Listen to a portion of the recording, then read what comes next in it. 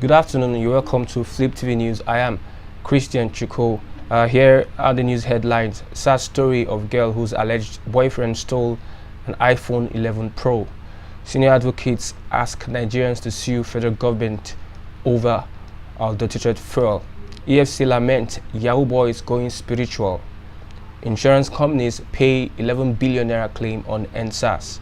Now, Adidas severe deal with Zuma over cat brutality. Here is the news in detail. A 17-year-old girl has been detained by the police force over an alleged conniving with a big boy who absconded with an iPhone 11 Pro worth 350,000 naira. The girl, however, revealed that she is innocent and was only deceived by the social media big boy named Caleb, aka CVV Nation, who had promised to buy her the phone. She revealed that they met on Facebook and he flew from Abuja to meet her in Lagos. When they eventually met, he indicated interest in dating her, and that was how they started a relationship. She said that when he noticed she did not have a phone, he decided to take her to a phone store. When they got there, he showed her the iPhone 11 Pro and asked if she likes it. She answered in the affirmative, but there was a bit of back and forth regarding the payment of the 350k. She said that he requested her ATM card to get the balance of the money and even collected the cash she had on her. According to her, Caleb had been discussing the payment with the store owner when he excused himself to get something outside and absconded with the phone, leaving her behind. In a video which is circulating online, the teenage girl narrated how they met and the events that unfolded leading up to the moment the guy abandoned her at the phone store and disappeared with the iPhone 11 Pro. Some senior advocates and rights activists have called on the NNPC, which is the sole importer of petrol, to compensate motorists who bought adulterated fuel. A senior advocate, Mr. Ebun Olu Adeburuwa, said the government was wrong to have given the NNPC the monopoly of petrol importation. Adeburuwa said the oil firm cannot escape liability. He added, if it's confirmed that there is negligence on the part of the importer of the petroleum products, surely all those who bought the fuel are entitled to pursue the remedies against the agency, especially where it affects vehicles, amongst others. The NNPC can't escape being held liable, and not just the NNPC. I think the government itself, and the reason is because there's no reason to monopolize the importation of petroleum products. Also, the reason we are experiencing this is because the government has failed to repair our refineries. Also, in a chat with the Punch, Mr. Fendi Falana SAN said the NNPC must compensate those who bought the contaminated petrol. Falana advised victims to lodge a complaint with the Federal Competition and Consumer Protection Commission. He said the NNPC has to compensate customers and customers should lodge a complaint with the Consumer Protection Council. Victims can institute an action against the NNPC. The NNPC also has the right to sue those that sold the fuel to them. Another senior advocate, Norrison Quaker, said it was irresponsible for the NNPC to have imported contaminated fuel, adding that they could be dragged to court for doing so.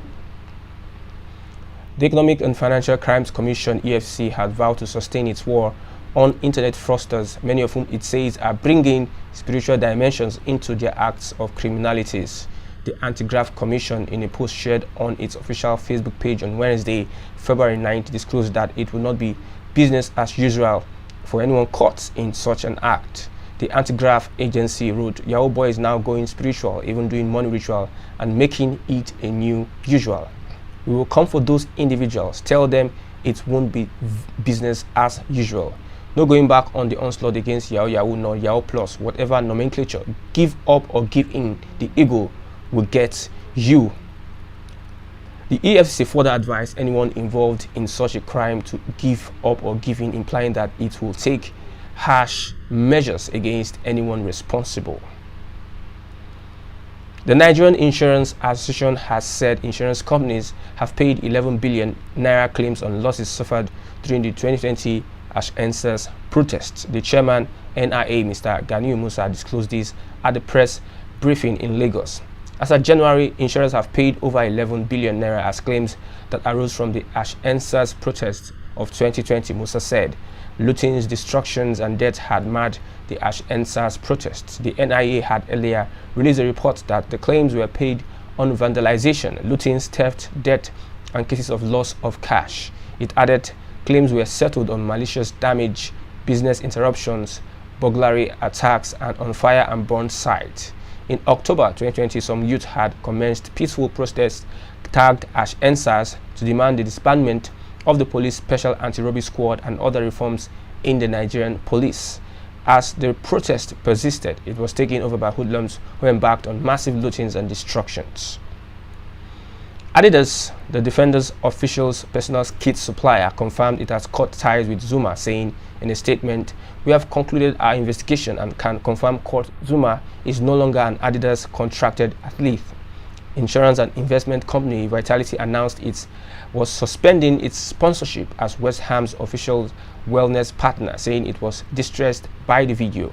A spokesman for Heineken UK, West Ham's beer and cider partner, said it was appalled at the content of the video and welcomed the actions the club were taking. West Ham had previously said they would be dealing with the matter internally, adding, "We would like to make it clear that we in no way condone cruelty towards animals. But Zuma, who had previously apologized for his actions, was nevertheless selected by manager David Moyes for Tuesday 1-0 win against Watford at the London Stadium. Responding to criticism, Moyes insisted he was an animal lover, but was adamant he had to do what was right for the club, who are fourth in the Premier League table. This is the report on Fliptv News. I'm Christian Chukwu.